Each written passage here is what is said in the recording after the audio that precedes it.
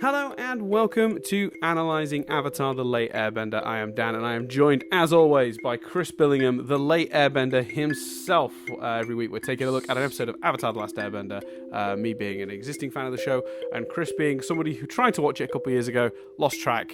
We know he watched the end of the first season, but we have no idea what else he watched. Whether he watched stuff in the middle or not is still up for debate. This week we're taking a look at the Northern Air Temple. But before I get into a little description, Chris, I feel I've already feel like I've talked too much. How are you? I'm alright, Dan. Yeah, I'm alright. Yeah, I'm still excited for season 2 when we can stop talking about me not remembering it. Although I accept that's now part of the introduction and fabric of the podcast. Yeah. But I'm pumped. I'm pumped for that. Yep. And see, that's what you think, but wait till your disappointment when we get to season 2 and I start it with, "Hi, welcome to Analysing Avatar. I'm Dan, someone who's seen the show already, and Chris, someone who gave up in season 1." I'm still gonna work it in. You don't think I'm gonna work that in somehow? Then you are fucking. But that's fine because mistaken. that is like I'd have a hard job like defending that as a statement because I think I just didn't pick it back up, but you could easily interpret that as giving up. The criticisms of, or at least in my head, all I hear when you do it is, "This wanker can't remember some TV he watched 8 years ago. What a tosser!" Like, whereas that annoys me because I'm like, I don't think that's unreasonable. But I suppose for like fans of the show who love the show and are passionate about the show, that the idea that somebody would watch it and it'd be so like unmemorable, that is surprising. I think to a lot of the people who listen to this podcast. I've already seen comments of people like noting your putting your memory into question, Chris. Yeah, but I think like 8 years ago is longer ago than people give credit for. Do you know what I mean? Yeah. We worked out it was 2013, so it was 6-7 years ago. I think we had the exact date at some point. But yeah. I think it's more than 7 because I don't think I was at the current job I'm at now when we were watching it. I've got the date. The date we worked out the date. I was at my I was at my current job. Yeah, because that's how I met James. Yeah. No, forget that. Yeah. Anyway, what I enjoyed, one thing I enjoyed most, just to kick us off with episode discussion, Dan. Yes, is I enjoyed episode 17, especially. Oh well, yeah. You haven't done a recap yet. Do you want to give a quick? I can give a quick recap. If you'd like. Yeah. Northern Air Temple. Yeah, for those who don't remember, who are like Chris, who have bad memories. This is the episode in which the gang find themselves at the Northern Air Temple, having heard stories of airbenders still being present at that location. When they get there, they find that not quite air nomads and are actually Earth Nation refugees who have found that location, have made it their home, and have been inspired by the ideas of the air nomads to create technology that allows them to fly. It turns out that the machinist that's leading that sort of group, who is not named ever, and it pissed me off. Like, what? Give him a name. Like, the whole episode goes by and we never find out that guy's name. So he's just even on Wikipedia, he's just like the machinist, which is like he's just dude. Yeah, but he basically, it turns out, was making weapons for the Fire Nation to keep him and his son and the people that live with him safe. And basically, sort of turns him around, and he basically turns and says, "We're not gonna do that for the Fire Nation anymore." Well, Aang steps in a bit, and the Fire Nation are like, "Right, well, we'll come crush you all then." Sort of cue big battle scene where the people that live in the Northern Air Temple defend themselves from the Fire Nation. And everyone leaves happy, except for the big air balloon that he was developing for the Fire Nation that he refused to give them. By crashing it, he allowed them to basically get hold of the remains, which you assume will come back at some point. Yeah, dude looks pretty worried, didn't he? He looks what, sorry? Yeah, oh yeah, he looked worried. Yeah, he did. He knew. He sensed it. He figured he was like, we did just ditch that into the forest. It's not. The Fire Nation would be stupid if they didn't immediately go and retrieve the balloon. But also, just in general that they wouldn't try and extract some revenge. Too often in TV in general, there's like a big battle and there seems to be an attitude of, well, we fought them off, so they're never going to try again. Yeah. What, like that evil army? Yeah. Like, it's really weird. Like, it happens all the time. Like, when they were celebrating, I was like, so now Aang, Sokka, and Katara are just going to be like, right, well, assume they won't be back to extract revenge for that defeat. See you later. Like, yeah, but anyway. No, I agree. That the two things that are weird bugbears for me in this episode, that is one. The other is like the show trying to like turn the machinist around. Like, it doesn't really do that. And the other is, where are all the other people from? Who are these people? Like, so I know they're other Earth Kingdom refugees, but when he tells the story of finding that place, he sort of describes it as if him and his son went and found it. So it's like, where did all these other people show up then? Were they with you the whole time, but you just disclude them from the story? Did they show up later? I always found that really weird. But yeah, so those are my kind of three little if we're playing the nitpick game, those are on my list. But I think otherwise, I actually really like this episode. But I'm curious as to your thoughts. Oh, I really enjoyed it. Like, I really liked especially we spent a lot of time, probably too much time, when we come to look at the comments, like talking about the clunkiness of getting to the story last week. I loved, like, they're traveling about, so at the moment they're talking to these people who they've met traveling. Like, I loved that. I loved that we were thrown straight in with that. We didn't have to meet a person to meet a person. We were there, and I think I even looked. I think within like 3 or 4 minutes, Anne was dicking about in the sky with the other potential at the time airbenders. Like, and I was like, great! Like, we are there. We are just getting on with it. You see the Northern Air Temple at 2 minutes and 30 seconds. Brilliant, which is lovely. Good. Which is weird though, because they still manage to do that. They meet a person that tells them about a person thing. They just do it quickly. Like they're like did camping, what we were, and they meet a guy who's telling the story about the air nomads who got that from his uncle. And then when they get there, they meet Teo first, but they don't meet the machinist until like sort of 6-7 minutes in. But because we get straight to the temple, it feels like the story starts immediately. Yeah, and because we get, like, it's literally like the fix we were describing last week. We were like, can't they just be wandering through the woods and meet the guy instead of having to dick about at the fire festival? Yes. That's like basically what's happening. They're not walking through the woods. It's even better. They're literally in the middle of a conversation. So yes. I really we don't even have them like. We don't waste any time showing them traveling and then stopping for a night and then noticing the campfire. And yeah, you're right. That's where they would have lost a lot of time if they'd have sort of shown the ways and means. It's just, no, they're already at the campfire listening to the guy tell the story. You can just assume how you like how they came across him. It doesn't really matter. And I guess that's the difference, isn't it? Yeah. And Teo, did you say his name? Teo, yes.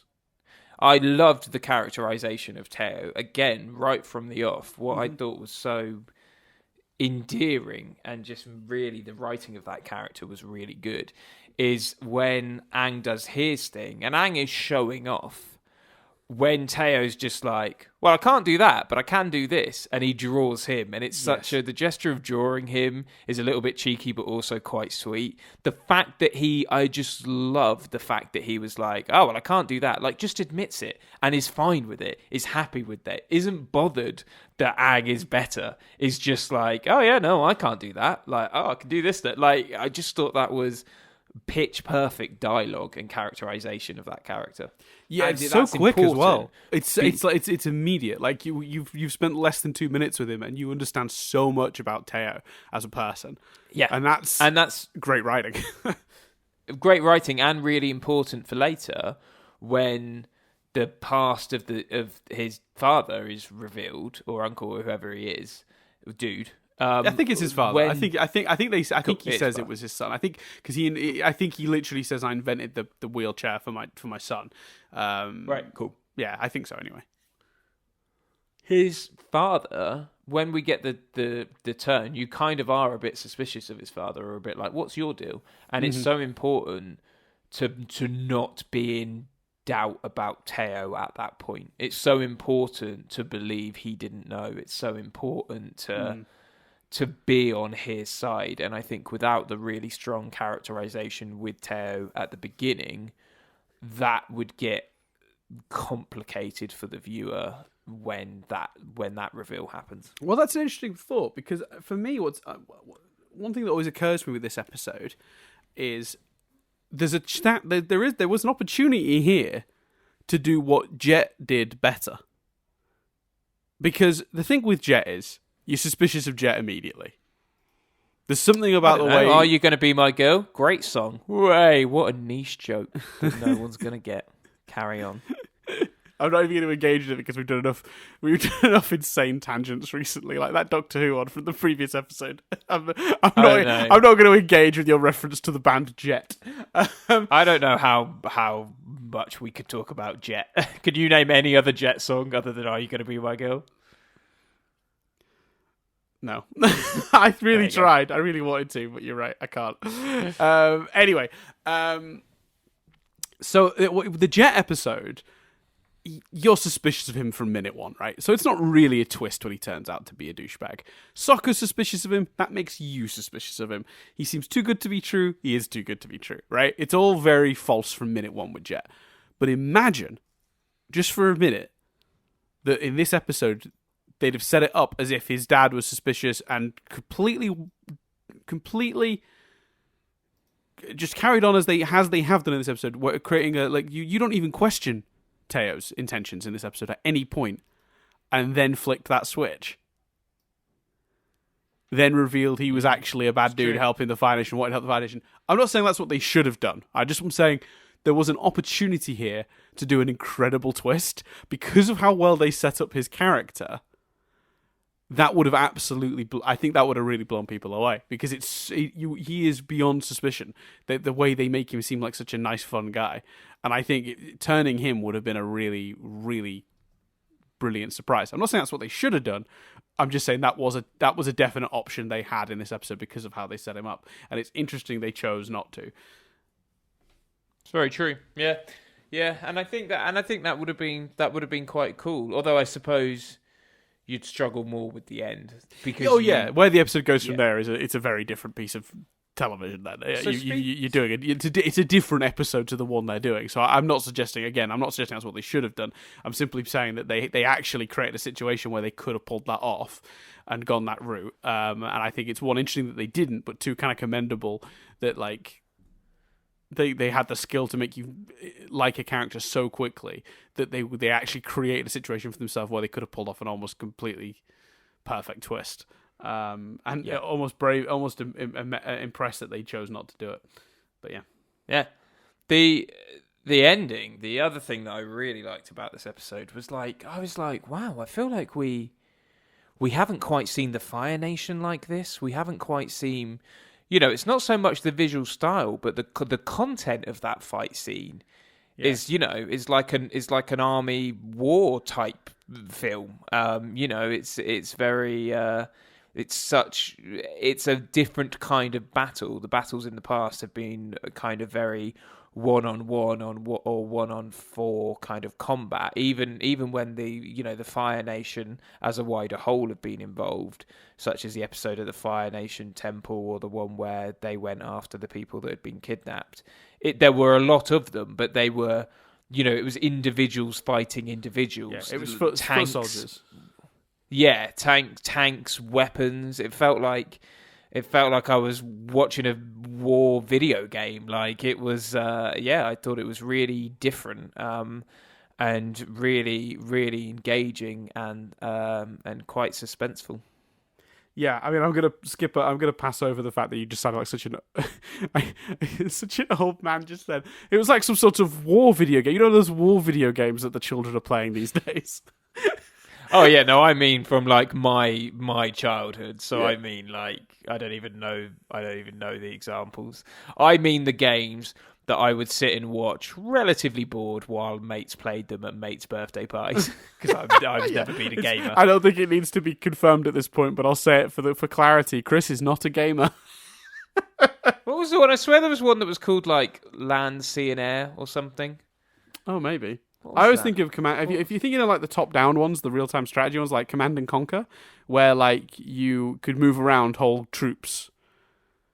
So it'd be like a top-down view of a landscape with tanks and men, and you would like select them and then send them into battle against other groups. Or are you talking more like a first-person shooter where you're controlling one soldier? No, I think I mean that type of thing, because there was literally. So I just googled Command and Conquer Land, Sea, and Air, and there's a Land, Sea, and Air warfare game which is described as being like Command and Conquer. So yeah, I mean that sort of thing. I think. Yeah, Command and Conquer. So yeah, those are like real-time strategy war games. They're good fun. I used to play a lot of those. The more complicated they got, the less interested I got in them. Though I like the really simplistic. Like the last one of those I really loved there was a Star Wars one called Empire at War, I think. And that was the last time I played like one of those sort of like top-down sort of war strategy games. Anyway, we digress. I think this is a really important episode for that reason. You're right. I think this episode establishes the Fire Nation as a true military force. I think you're exactly right that previously it's felt like wherever Aang has gone, because the Fire Nation are only sort of partially occupying or are nearby, the Fire Nation troops that are making it into there are like, small regiments. It ends up being quite hand-to-hand, quite small scale in the grand scheme of war. And you get the opening of the series, the opening of each episode shows a big, vast Fire Nation army that we've really not seen a lot of in that sense. So this episode does sort of make you think of the might of the Fire Nation a little bit in more serious terms. They have tanks, they're acquiring weapons, they're building weapons. And also, I love how sort of steampunky the weapons are. I love how sort of how quite clever and simplistic they are. Like the tanks don't fire anything. There's a dude in the top bit firebending out of the tank. That's pretty cool. Like that's pretty ingenious. You've created a vessel that protects a person protects someone as they're going through, that can then fire big fireballs out at stuff. I think that's pretty clever. I mean, I suppose we have seen the fleet of ships. Actually, it's worth knowing. I've just remembered. There's the episode that we compliment a lot that started with Aang and the gang on Appa, and they had to cross. It was to get to that fire temple, actually, wasn't it? Where they had to pass a blockade of Fire Nation ships, and they were all firing big fireballs at them, and it was just tons of like boats.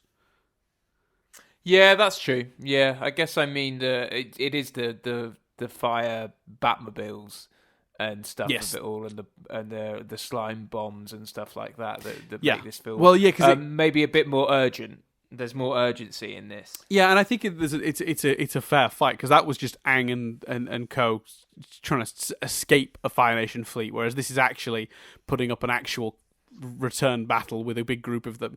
Like there were a lot of people. Those Earth Nation refugees were grouped with Aang and fighting back too. So it wasn't just about Aang, Katara, and Sokka.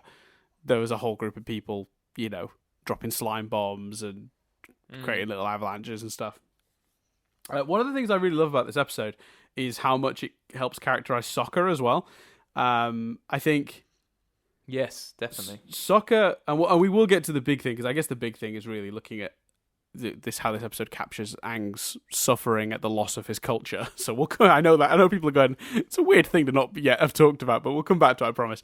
But the Sokka of this episode always blows me away, because this is really a great example of making Sokka seem like an ingenious tactician, and it's another episode that shows Sokka's value to the team. I feel like without Sokka, they don't win this battle, and that's incredible. I don't think Aang alone could have won this battle. And taking essentially the Xander of the group for Buffy fans out there, the non-powered member of the group that's friends with everyone, but not particularly got a huge amount that he brings to the table in terms of powers and skills.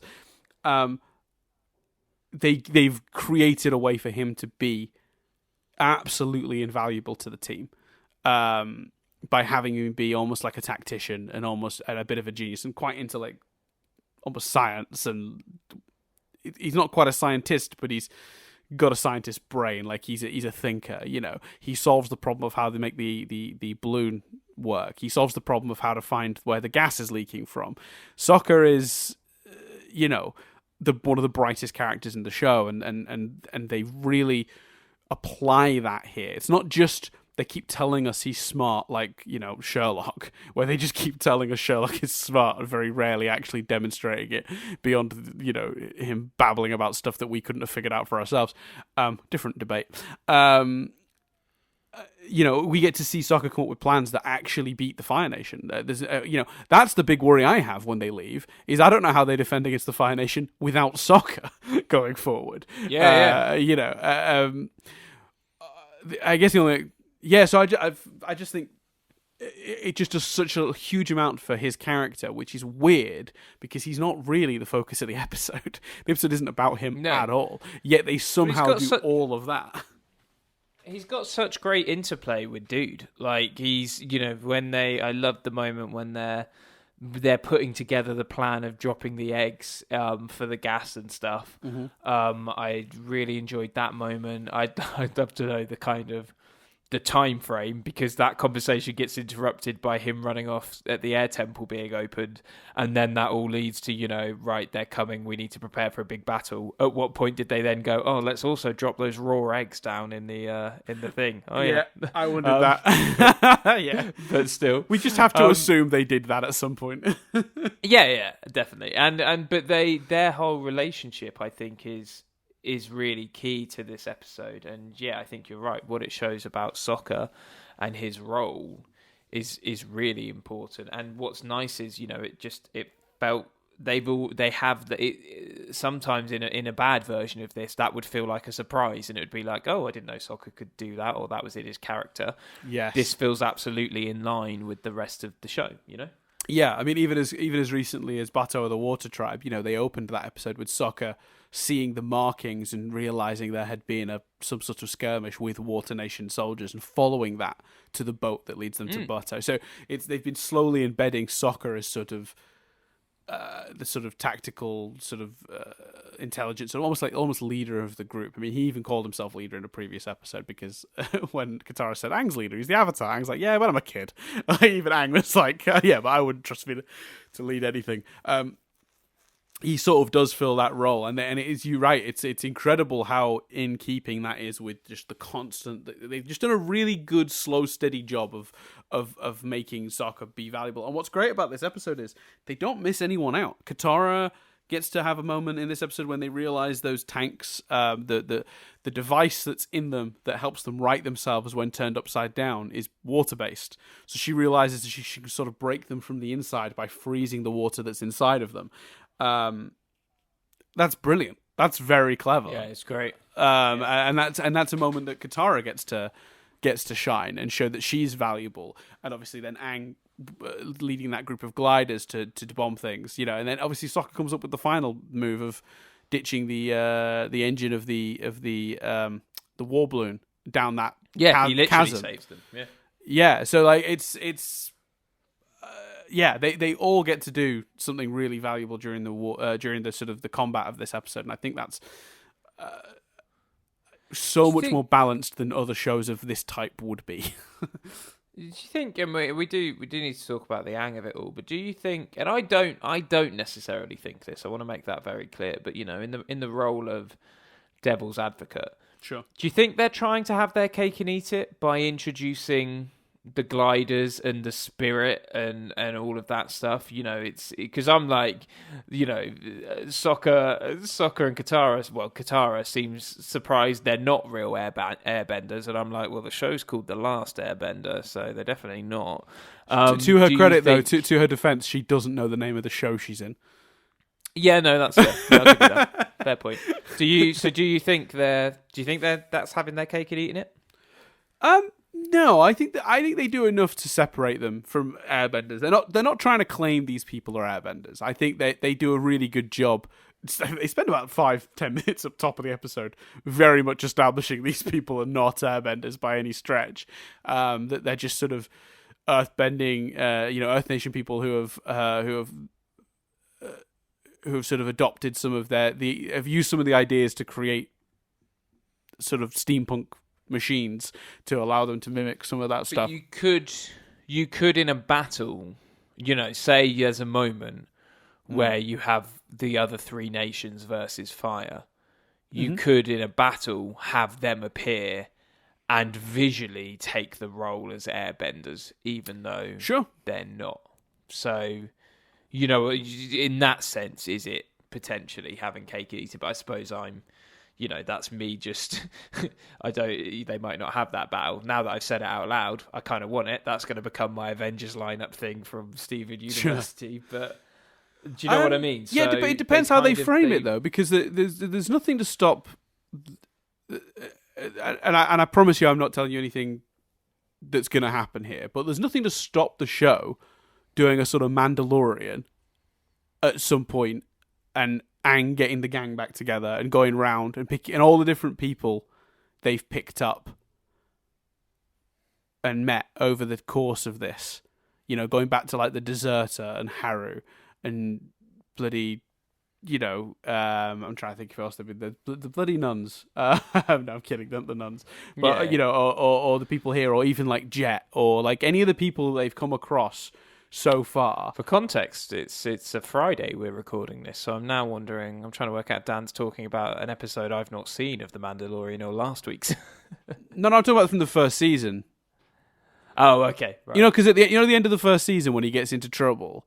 He goes around and picks up all the people he met over the course of the season. I suspect they might do the same thing this year, to be honest with you. But that's a different issue. I haven't seen this week's Mandalorian yet. I'm watching it this evening with Nadia. And if they did it that way rather than standing as the nations. He goes and gets Boomy, and he goes and gets whoever, Bato or the Water Tribe, and then Sarah's dad, and then brings it. They wouldn't be framing that as the nations teaming up against. They'd be framing that as Aang's gone around and got his, the friends he's made along the way back. It's getting the gang back together. And they could do it without framing them as here are the nations standing up to the Fire Nation. And so it very much depends on how you frame it, because there's two ways you do that. It's they come over the hill and it's here's the Air Nation, here's the Water Nation, here's the Earth Nation, or it's they go around and collect their friends, and depending on how you do it, you could create that. You could potentially create that as a problem, and if they were to do it that way, that would be a very valid argument against it. Is it fair to sort of have these people represent the Air Nation when they very very clearly do not. They don't represent any of the ideals of the Air Nation, even if they've been inspired by them. It depends how the show frames them going forward if they were to bring them back. Are they Earth Nation refugees helping out, or are they the birth of a sort of pseudo new Air Nation? I don't think this episode does anything like that. I think this episode very clearly draws a line in the sand, and Aang very clearly is like, look, you have the spirit in some ways of the Air Nation, the Air Nomads, but you're not them. The spiritual side, particularly, like spirit in the spirited sense of having that fun and joy and being spirited, yes. But spiritual, not the spirit world, or but sort of in the more religious sense of it, less so. So speaking of Aang sort of dealing with that, I thought that was handled well. I think sometimes it got a bit muddled up in how he was feeling about like Teo. In particular, the turn to open the temple. Yes, comes out of nowhere itself. Yeah, it just felt a bit rushed. But I think in general, his reaction to and certainly the really sweet moment where Teo, again, a really nice piece of characterization for Teo when he's talking about the bugs and how they're the ancestors of the bugs that were there during Aang's time. I thought that. And Aang's reaction when he then holds the bug was really sweet. I really liked that. I think that stuff was done very well. Yeah, I really felt it when the moment that always gets me when I watch this episode is the moment Aang steps into the hall and it's the mural of the history of his people and it's all the pipes coming through it. And I think it's partly the writing, partly the visuals, just physically seeing those pipes bursting through that quite beautiful artwork that looks all ruined now, and then the voice acting on this is supposed to be the history of my people, which I'm not even going to try and mimic how he delivers it because it's so perfect I wouldn't even dare. That line combined with those visuals and that idea, it gets me every time. That always makes my heart sink a little bit. Do you know what I mean? It is heartbreaking for Aang. It's a history, it's a culture completely wiped off the face of the earth with no level of respect. And it's funny because if you could have you totally it because they frame it from Aang's perspective. It's like, how can you disrespect these people? But let's be honest, Chris. If there were a group of people that had a temple and it had been 100 years since they'd even existed, I don't think either me or you would be campaigning to not have the building converted into something else in real life. Yeah. Like 100 years ago is a long time ago. Do you know what I mean? Like, it's because we frame it from Aang's perspective, you really feel it. But the reality is, they found a building in wartime that they've used to take shelter. No one's lived there for at least 100 years. They know that. They don't know how important or spiritually important any of that stuff is. Yeah, of course they trashed the place. Like they needed a bathhouse. People smell. Do you know what I mean? Like, so they are actually weirdly, despite how frustrated and upset you get for Aang, with Aang, and how much you empathize with Aang, the reality is that, I mean, it's totally understandable what they're doing. There's the people who would care about any of that are 100 years gone as far as they're concerned. They do a great job of making you understand why Aang feels the way he feels, but not making them the villains, not making them the bad guys, and that's a very hard line to toe, and it's all towed because of the writing. Yeah, no, I 100% agree. I 100% agree, and I think because you could even argue they took the line really when Aang loses his temper and blows that sort of. He airbends that big construction equipment right off the edge of the cliff, in his anger, and I was just like, you could easily, if you handle that moment just slightly differently, under or over egg that. That's a really fine tightrope walk, having Aang lose his temper like that and not turning the characters he's doing that to into the villains of the piece. Like, that's pretty incredible. Like, it's because that is such a strong act. Him losing his temper with them like that way, and they just perfectly walk that tightrope. But even the other way, from Aang's side of it, Aang never comes across as childish, and there have been times when he's been upset before in this show where he has, and I bumped up against that, but I didn't at all in this. Yeah, 100%. Absolutely. I think that again, another fine line they walk in this episode. And I think ultimately, despite a few little quirks and bumps, such as won't the Fire Nation just come back, Aang's shifting to suddenly being like, I'll let you into that room, Teo, 5 minutes later, when really not much has changed. It's the story needs that to happen. That's a hand of the writer moment. Again, I won't go into that. We've explained that last few episodes too much, but that's another where it's very obvious what the writer just needed that to happen at a certain point. So they make Aang not want it and then want it.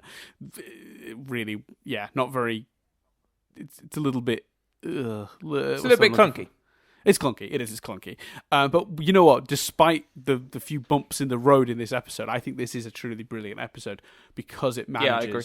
Because it manages to walk those tightropes with the characters and do so much for so many of them. Like, you really do feel for Aang's cultural loss. You really do appreciate Sokka and Katara's value. Teo comes across very quickly as a really strong character. The story is good. The action at the end is great. The action at the end is fantastic, and I think it's given the fact that the script does all those things you name first, but does them so concisely that you get the time for the action scene at the end.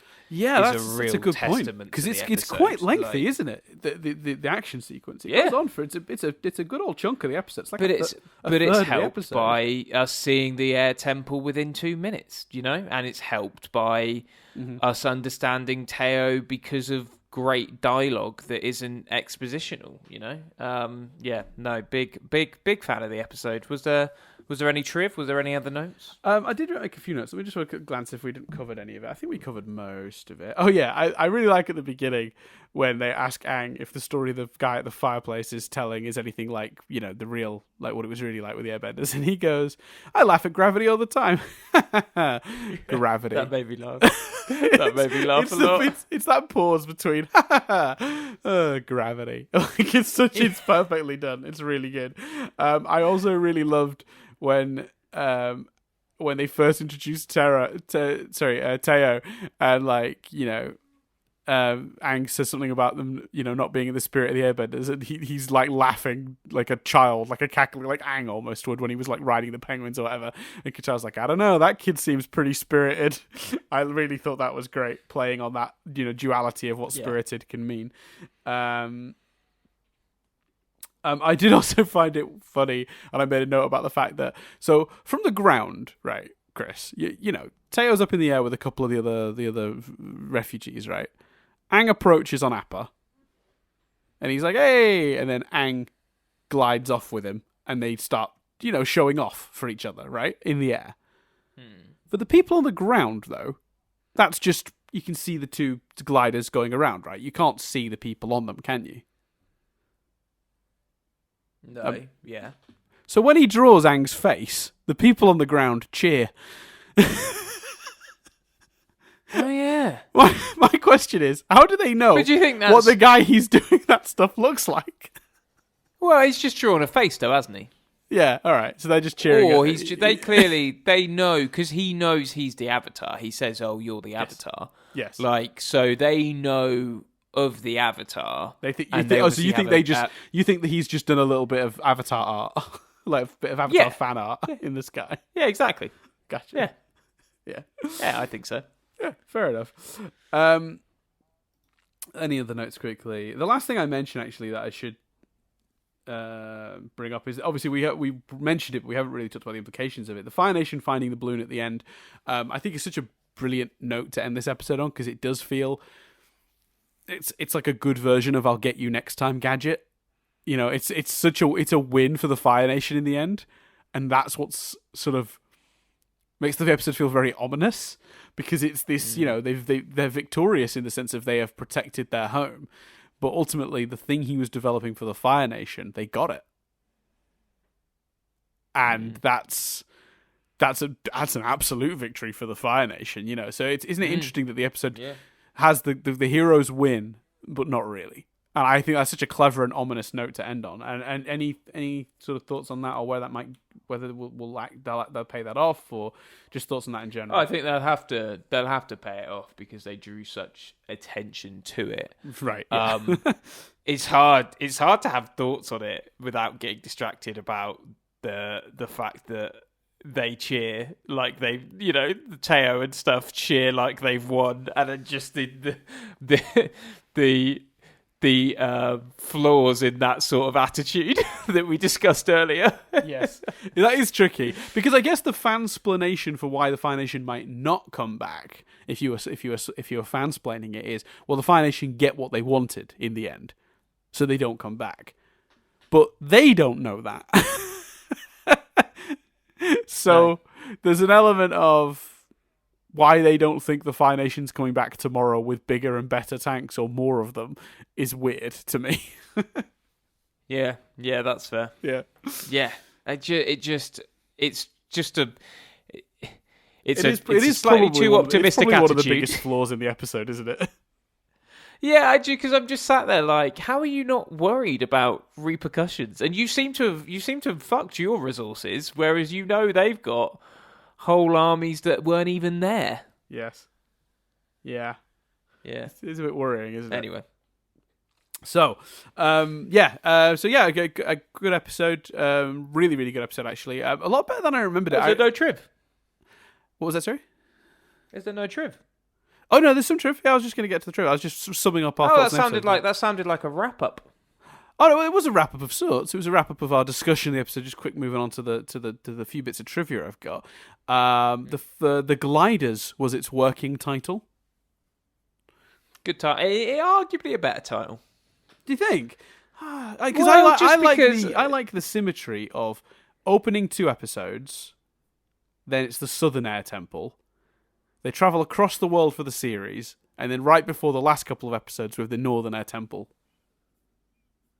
Yeah, it's just because I was like, well, no, I suppose you do get it does fulfill its promise. When I saw the title, I was like, ooh.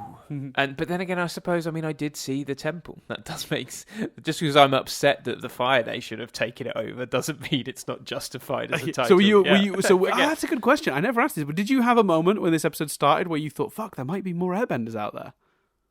No. But just because I'd have been... You'd have been outraged at the show's title.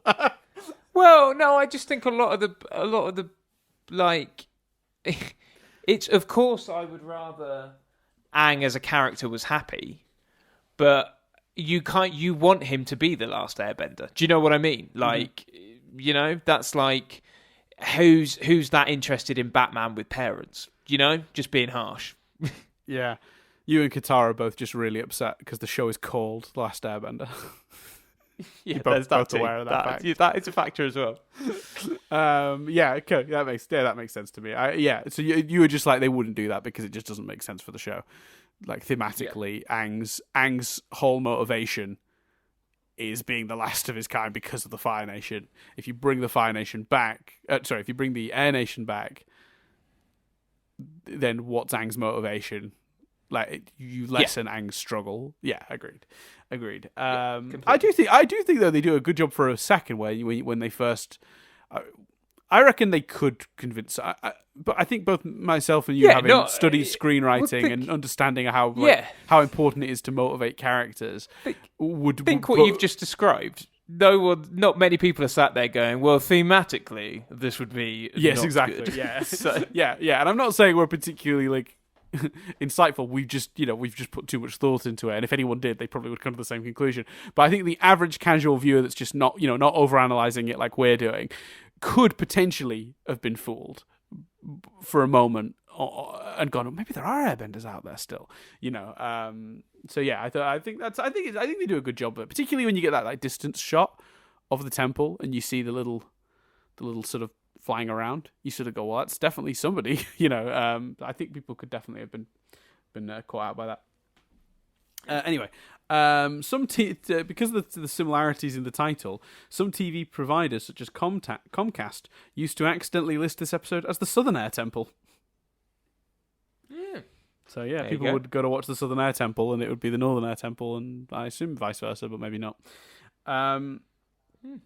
So, and the final piece of trivia, which is Sokka and the machinist's idea of adding the scent of rotten eggs to gas to identify the source of the leak, is similar to a real-world process. If you've ever been in science class and turned on that, was it the ethanol gas taps that you used for Bunsen burners?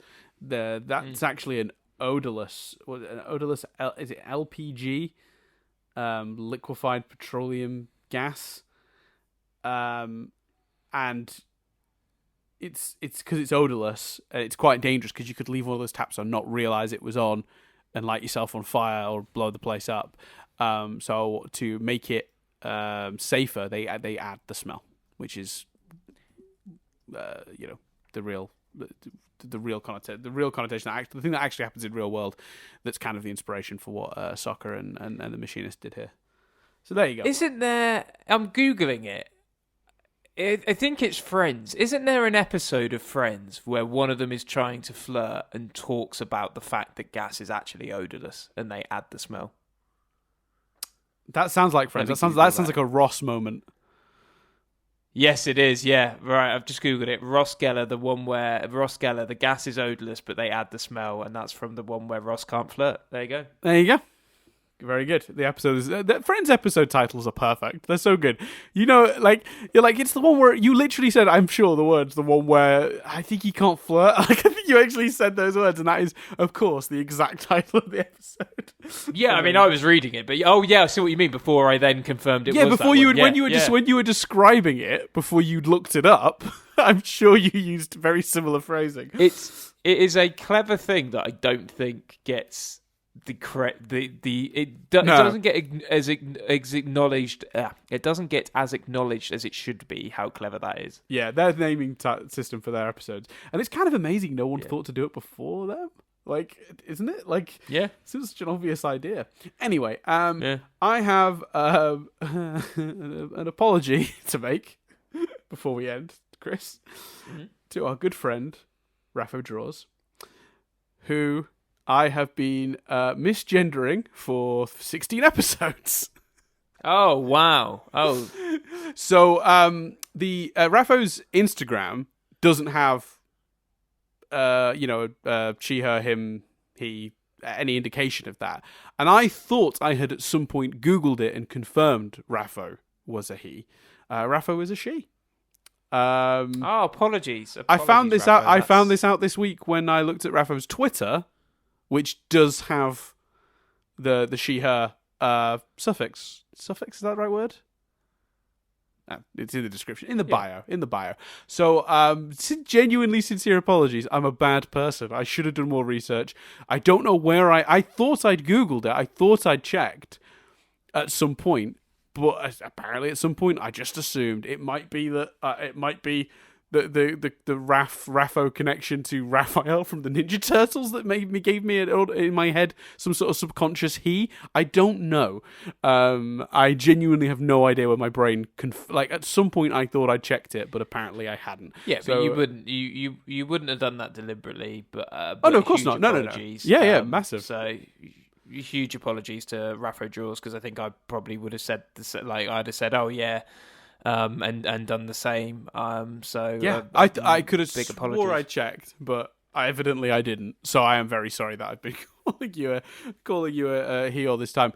She is a wonderful artist who has work on Instagram at I think the username is just Raphodraws.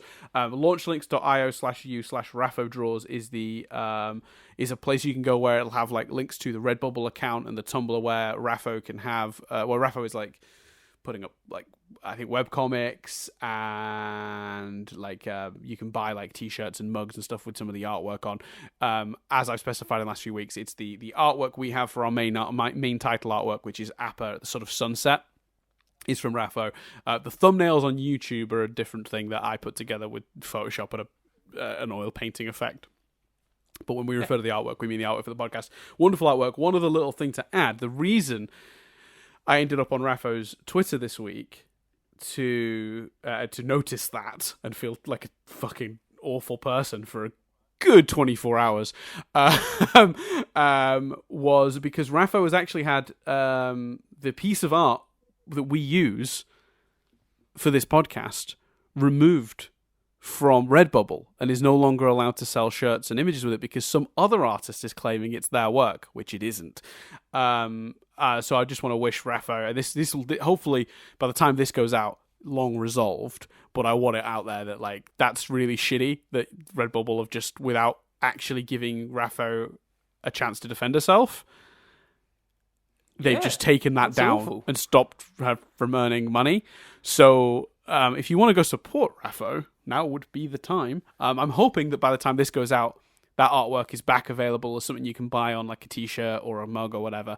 I always use those two examples. I haven't actually checked what exact items they put it on, but that's how Redbubble works. You put up an image and you can buy it on various items. I don't actually know 100% which ones it is, but if you want to go support Rapho, now would be the time to do that. There's loads of other great artwork anyway, so you can, but if that's it's a shitty thing.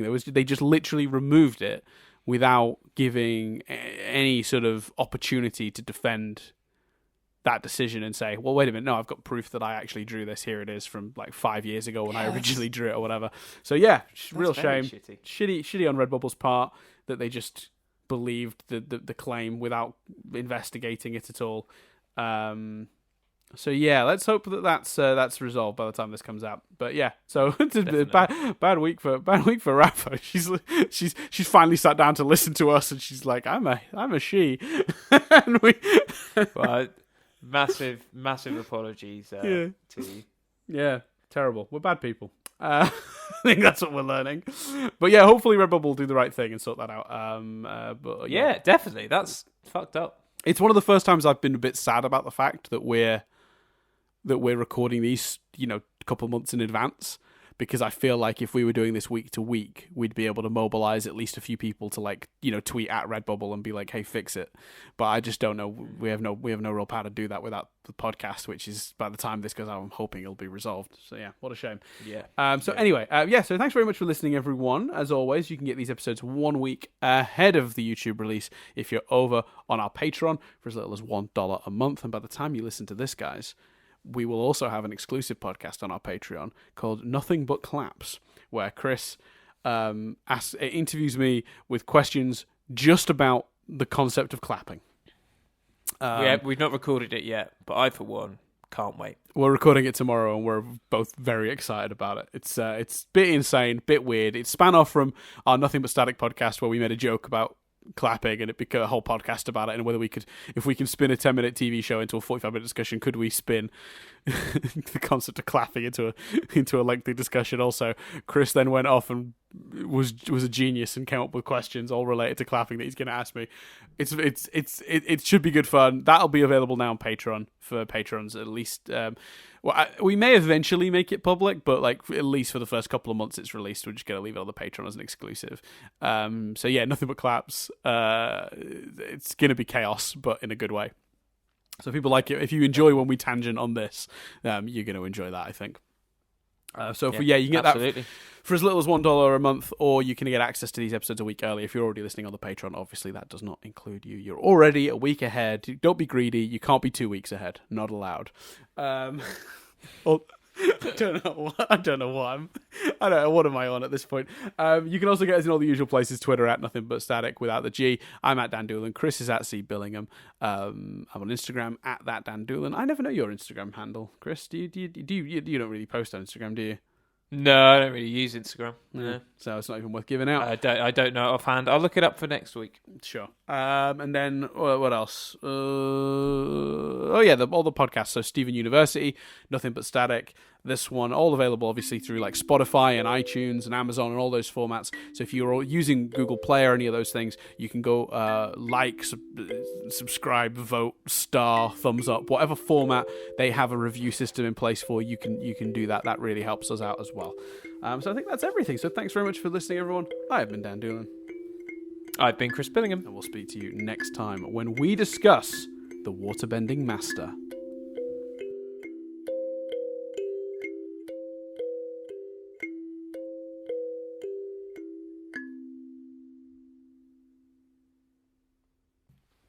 Oh, I forgot to. Hold on. We can do it as a little tag. Yeah. And it will be, people will get a lot from it. Right, hold on 1 second. Do I keep in the bit where you big it up and say people will get a lot from it, or do I cut that bit? Oh yeah, people are gonna love it, honestly. Okay. What have you got for us, Chris? Bear with me. I'm excited. Excited and nervous. Backdoor Santa. That's all right, Mama. These are some other Jet songs. Put your money where your mouth is. Bring it all back. Shine On. Shine On, I think I had heard of, actually. There you go. Wait, that was it?